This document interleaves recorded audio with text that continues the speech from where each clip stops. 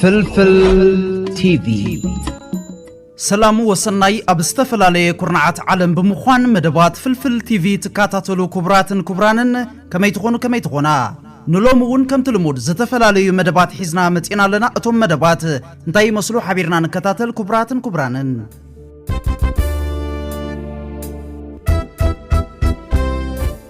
بمنستري قدات وصاي اتو عثمان صالح زمراح لعلواي لوخ إرترا غوني مبل 80 عمتاوي وعلا حفشاوي بايتو ود عبرات هاجرات اب نيويورك مس منستر قدات وصاي بروندي اب كلتياوي زمدناتات زتكورر كباتا كايدو زي كمزيلون كلون بمنستر قدات وصاي إرترا اتو عثمان صالح زمراح لعلواي لوخ إرترا غوني زي اب نيويورك زكاير زلو مبل 80 عمتاوي وعلا حفشاوي بايتو عبرات هاجرات اب نيويورك مس فليتي لوخ اوروباوي تحبرت اب قرن افريقيا أبهلو كونتات قرن أفريقيا زتكرر كبون أكايدو الله زي كمزيلو اندهالوون ركب أمريكان إيرتران أب نيويورك لعلواي أمغاري حبرات منقسات أمريكا بريزيدنت دونالد ترامب غوني وعلى وجوب حبرات هاجرات المينستر قدات وصاي إيرترا عثمان صالح كرخبو مخانو تفليتو كم زفلت أتي تصنح ركبنا من محياش فتسام قدات إمباسي إيرترا أب حبرات منقسات أمريكا أتو برهان قبره هوت لو منقوه أب إمباسي إيرترا جوناتان كريست أب بيرو قدات أفريقيا منستر قدات وصاي أمريكا ترقا قام ركبات أو رح تر مكيادو ميذكر أتيلون كبران انتقاتاتلتي شامبيون عالم وددر قدم بشكلتا أب أهقرنا أفريقان فلماغزي أب هاجر روانداي كايد الله مقصلتا نايزي استفلالي وددرات زكاير زلو فرنسا لومون ورقي وسيرا لا فرنساوي تقداميت سيليا جيري شامبيون عالم تحت 23 عامت دقانستي بمغوان ورقي ميداليا تشليما كالاي درجه بمحاز برور ميداليا تشلمت سلوفاكاويت فيكتوريا ثالثاي درجه بمحاز نحاس ميداليا تشلمت اسبانيويت باولا ابزي 35 تقدم تطراي مزازم حنصا زرغاصالو 119.3 كيلومتر شفنه وددر نهاغراويت كانتا إرترا اب عالماوي مدرخ نهاغراويت كانتا إرترا زوكلت وعرو موناليزا ارأيايا ابزي نايلومي استخايده شامبيون عالم 2025 ناي صرغيا وددر تحت 23 عمد دقه انستيو نهاغراويت كانتا إرترا ريرسي كاملس وكيل استساتفت موناليزا ارأيا حيال قلسن ربربن اكايدا كوانت نبرت اموداتا زوريا جن استتحزلا غزي لعلي كوتا غزي بمخانو مسكالو تقدادمتي بممرحي يو سي اي وددر تقوارص تجديدا ابتي 119 كيلومتر رعلي 100 كيلومتر شفونته موناليزا مستن مقرات ناي وورلد تور حيالات تقدادمت تواداديرا حيال قالسي بمرأي مسغانا يغبا برافو موناليزا سلازي تقدادميت هاغراويت غانتا إرترا موناليزا ارأيا ابزو وددر تمكرو قسيمان دليبان سلازلا ابز مص وددرات عبيتي عوتات كم تمزغب ناي صباح امونتونان تسفانانيو قصيلون زلو حصر زبول حبريتان اباكم كبلي دغي مسناي مكتتال اب شامبيون عالم 2025 هاغراويت غانتا إرترا ابناي عبيتي تقدمتي حزاتهم زلا ابز حج اوان ابولص بقعاتن ابولص كونديشنن زلو بروفيشنال تقدمتي نهاغرنا إرترا حدا تاريخ نمسراح امدلاوات يركبو بمكراتن غدايمن تጻوتن اسلطنتن اتله زلا هاغراويت غانتا إرترا مدلاواتا كما يمثل كاب اسلطن تاستوسده حصير حبريتانا بخم كبل ጊዜኹም አሰልጣኒ ሞናሊዛ ኢና ዘለና ሕጅስከ እስከ ከመ ያለው ምድላው ሓፈሻ ለህዝቢ ኤርትራውን መልእክት ተመሓላልፎ ሳሙውን ተለካ نبهك ثانك يو مدلاواتنا خمس تريد لها خذ خمس أجزاء ولا هاي أجينا بناي ودد البوتان بيننا أملاك عدزنا قرب هيميديتي زمسلنا قرأت على سقط الله جن بزيادة رح حدث تبو مع التقنع رايت سامي وصيبك هيميديتون درجة سلسلة بعد ما عند غيرنا درجة سلامة ميدنا هنا سلسلة درجة دحين كواهيدنا ترى يصبوا معنا توعدنا نعود مع عند طرح دورنا الراي امين عودنا هاجراويت غانتنا يغني لك ورتاولي سلام منقدي امين أتيلون كبران تقاتلتي زي أفيديو نريو زلنا قديم تقداماي أولمبيكاوي دانيال تخلا هيمانوت كفات بري نايز تفلاليو ودراتيو دانيال تخلا هيمانوت فتوون تذكرن تقدامايو بحزب رواندا إرترا فلما شامبيون قدم بشكلة أفريقيا خوينا زتعوتتلو اتوددر اب رواندا ابستخايرو لعمته 2010 ابت عمتني إرترا شامبيون أفريقيا خوينا خطعوت قداماي بموصاء لعل ابركوتو زغبرخا دانيال تخلا هيمانوتيو دانيال تخلا هيمانوت ابزر رواندا يكون شامبيون افريقيا اب رواندا بزر ايو صوتان زچبوط عوتاتن كا بروانداوين افكرتي بشكلتا فولي تفتاونت اطريو صنيحو كم ابال غجل اسلطنتي لومي اب رواندا اب شامبيون عالم ابزر كبل خا دانيال بادالوتن حزب رواندا عبي كبري رخيبو يركب قصلا بيلون زبزح جراند تور ززوره قديم تقداماي مرهوي قدوس اب شامبيون قدم بشكلتا عالم 2025 اب العلم دلاو الله እዚ ኣብ ዝተፈላለዩ ውድድራት ሓለቃ ጋንታ ብምዃን ሃገራዊት ጋንታ ኤርትራ ዝምርሕ ዘሎ ገዲምን ምኩርን ተቀዳዳማይ መርሃዊ ቅዱስ ኣብቲ ሻምፒዮን ዓለም ዝካየደሉ ዘሎ ሩዋንዳ ቀያታት ፈጺሙ ሪከርድን ጨቢጡን እዩ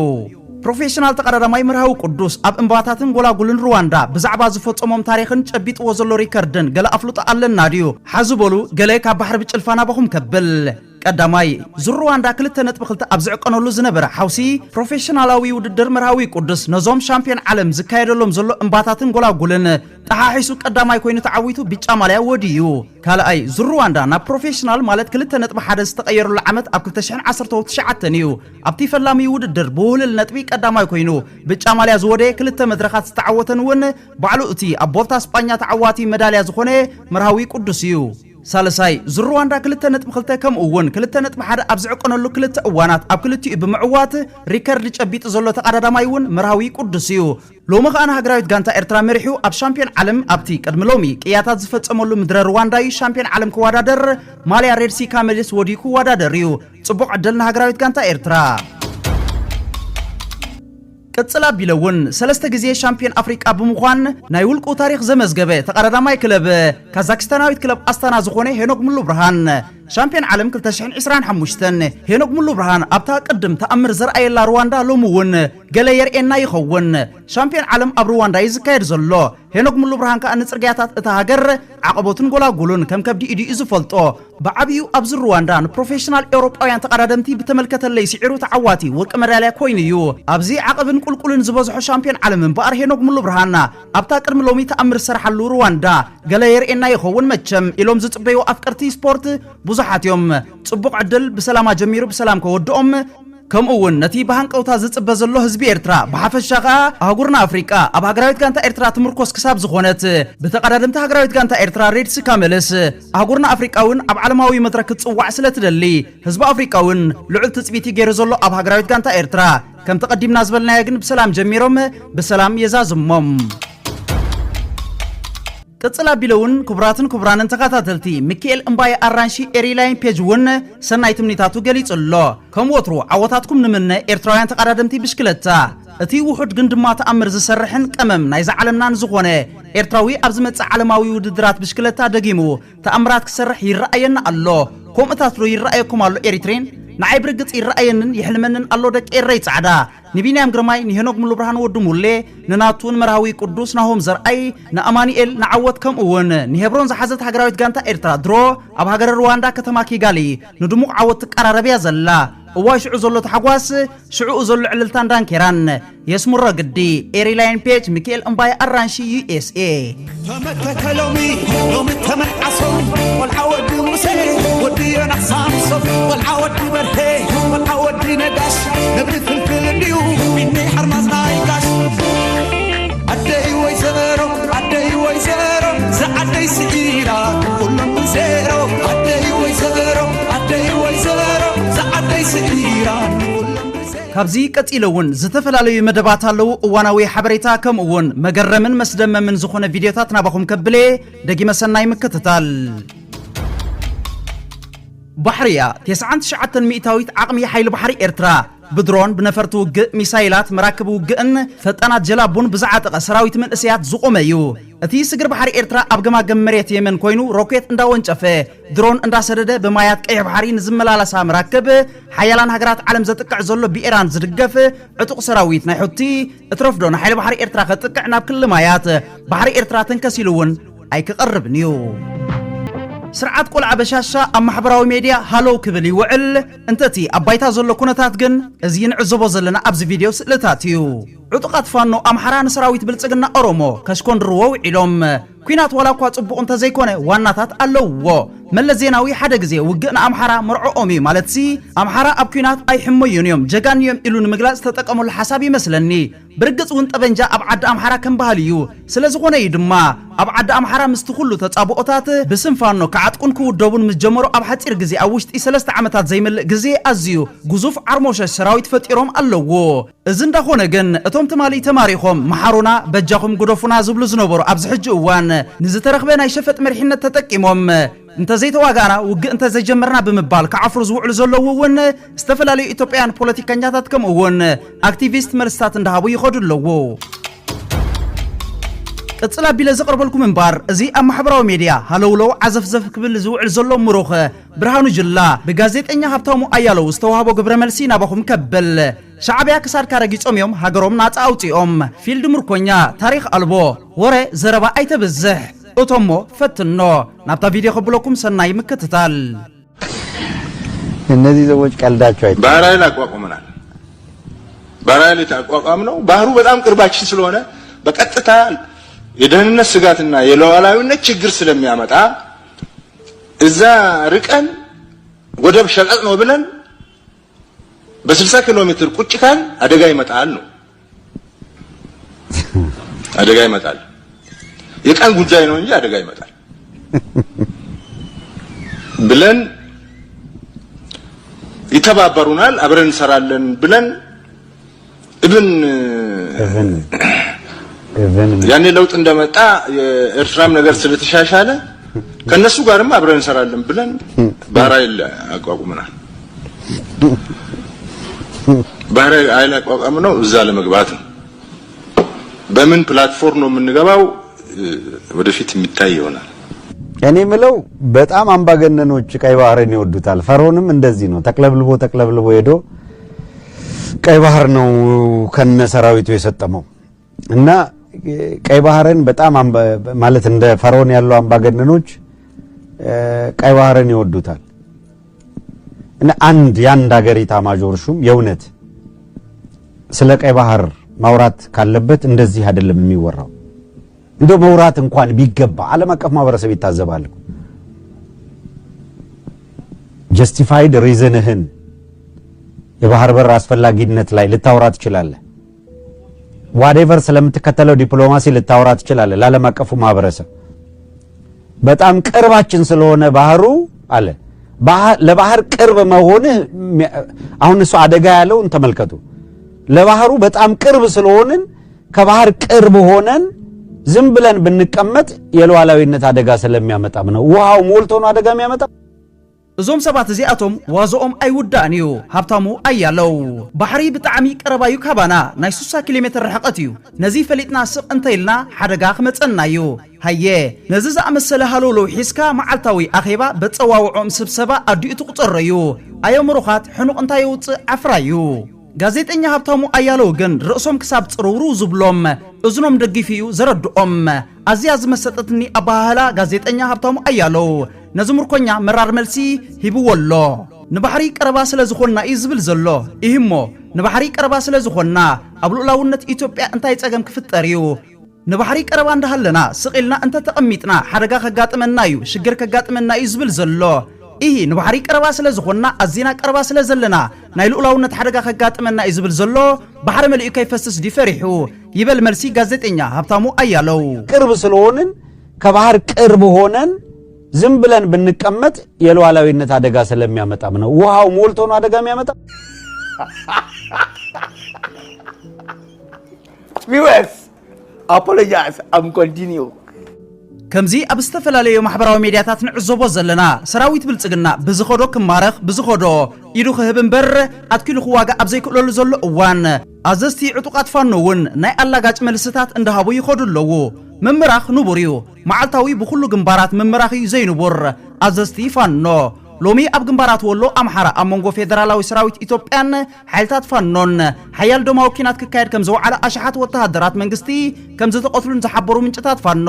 ሓያሎ ከም ዝተማረኹ ኢዶም ከም ዝሃቡን እውን ገሊጾም ኣለዉ ስለዚ መዓልታዊ ኣብ ኩሉ ግንባራት ዶ ሓደ ሰራዊት ይማረኽ ይደቀይ ክብሉ ካብ ኣዘዝቲ ሰራዊት ፋኖ ብኹነታት ሰራዊት ፌደራል ከም ዘስካሕክሑ እቲ ምንጪ ኣፍሊጡ ክቡራንን ተኸታተልቲ ኣጸጋ ዓቢልና ደሞ ኣዝያ ብልጽቲ ዝኾነት ኣባህላ ፍንው ክነብለሎም ሓይልታት ምክልኻል ኤርትራ ሓይሉ ኣብ ምስጢራውነት እዩ ኣፍካ ዘዛሃበካ ክትዛረብ ክትብል ምስጢራት ምንጣር ኣይባህሉን ኣይሉማዱን ዓጢቕዎ ዘሎ ዘመናዊ ኣጽዋር ኣብ ቅርዓት ወተሃደራዊ ጽምብል ከርእዮ ዝጽበ ሰብ እንተሎ ኸዓ እንታይነት ሰራዊት ኤርትራ ዘይፈልጥ ጥራዩ ቀፂለ እውን ናብዛ ትስዕብ መደብ ከብለኩም ንኣፈን ዘይረኸባ መቆርጠምያ ኣብ ርእሰን ይገብራ መጠምጠምያ ነገር ሕንጣይ በሻሻ ኩሉ ነገሩ ተገላብጦሽዩ ዘፍረሰኒ የለን እንድሕሪሉ ኣብ ቀልቀል ምፍራስ አሎ ማለትዩ ቁጠባና ብዘገርም ይዓብልሎ እንተይሉ ቁጠባ ኢትዮጵያ ብዘገርም ቅልጣፈ ናብ ቁልቁል ይንቆት አሎ ማለትዩ ሰራዊትና ኣብ ጽቡቅ ቁመና አሎ እንተይሉ ሰራዊት ብልጽግና ፍርክሽክሽ ኢሉ ኣብ ምብትታን ቀሪቡ አሎ ማለትዩ ስለዚ ኩነታት ኢትዮጵያ ንምርዳእ ሮኬት ሳይንስ ምጽናዕ የድልየካንዩ ናይ ምትላልን ሓሶትን ሕንጣይ በሻሻ ምፍላጥ እኹልዩ እሱ ስለዝኾነ ነቲ ቅድሚ ሳልስቲ ዝሸሙ ኣማሓዳሪ ባንኪ ኢትዮጵያ ኢዮብ ተካሊን ድሮ ክልምን ቻይና ሊእኽዎ ኣሎ ነቲ ብመንገዲ IMF ወርልድ ባንክ ዝወፀ ናይ ኢትዮጵያ ድኹም ናይ ዕዳ ምሽካምን ምክፍፋልን ሓደጋ ኢዮብ ንመንግስቲ ቻይና ዕዳ ናይ ምኽፋል ዓመታት ኣናውሑልና ክብል ተላኢኹሎ ሽሕኳ እዚ ናይ ልማኖን ሓጉዝናን ብኽያት ዝሰልጥ ስለዘይኮነ ሕንጣይ በሻሻ ንዓለም ዓቕምን ሓይልን ከም ዘለዎ ንምምሳል ከምኡውን መፈራርሒ ንኽጥቀመሉ ነዚ ወደብዶ ዓሰብ ዝብል ንጽል ዜማ ብዝለዓለ ዋጭዋጭ ክቕጽሎ እዩ ኩናት ልዕሊ ኩሉ ቁጠባ እዩ ባዛር መንግስቲ ብልጽግና ኣብ ከምዚ ኩነታት ኮይኑ እዩ ምስ ኤርትራ ተዘይገውጠንኩ ኢሉ ዝፍክር ዘሎ ዕዱኡ ምኽፋል ሲኢኑ ኣጽንሑኒ ኢሉ ክልምን ገዛ ዝኸይድ መንግስቲ ብዛዕባ ኩናት ከዋጣውጥ ካብዚ ዝኸፍእ ውርደት የለን እዚ ናይ ብልጭልጭ መንግስቲ ኣብ ክሳዱ መመሊሳ ትጸብብ ዘላ መሸንቆቓ ክመልቆላ ናብ ዘይክእለሉ ደረጃ ይበጽሑ ዘሎ ተሪፋ ዘላ ኣብ ቅርባ ግዜ ህዝቢ ኢትዮጵያ ባዕሉ ገጢምዎ ዘሎ ናይ ቁጠባን ድሕንነትን ጸገም ንምፍታሕ ነዛ መሸንቆቓ ምስሓብ ጥራሕ እዩ ንሕና ኤርትራውያን ወትሩ ድልዋት ንዝኾነ እንተታት ነገር ግን በዚ ዘሎ ዶሮና ናይ ብልጽግና ናይ ሜድያ ሰራዊት ከይተደናገርና ነዛ መወዳእታ በፂሓ ዘላ ምስሓብ መሸንቆቓ ሞት ብልጽግና ኣብ ዘለናዮ ኮይና ምዕዛብ ጥራሕ እዩ ናትና ግደ ናቕፋ ፕረሴ ካብ ከባቢ ሃያ ሁለት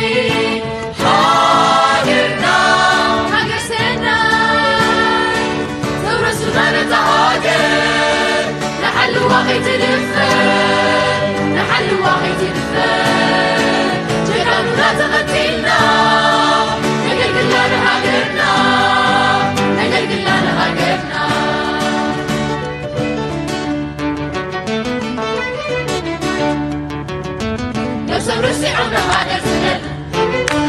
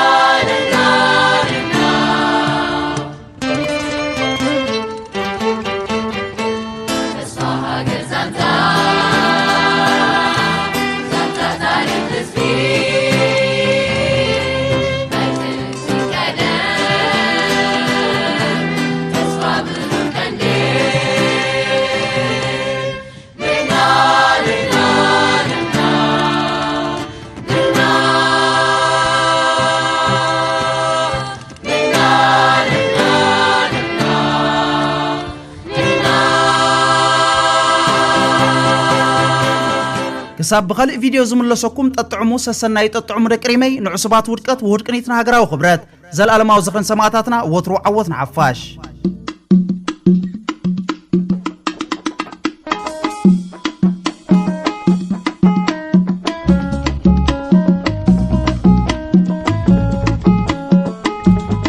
فلفل تي في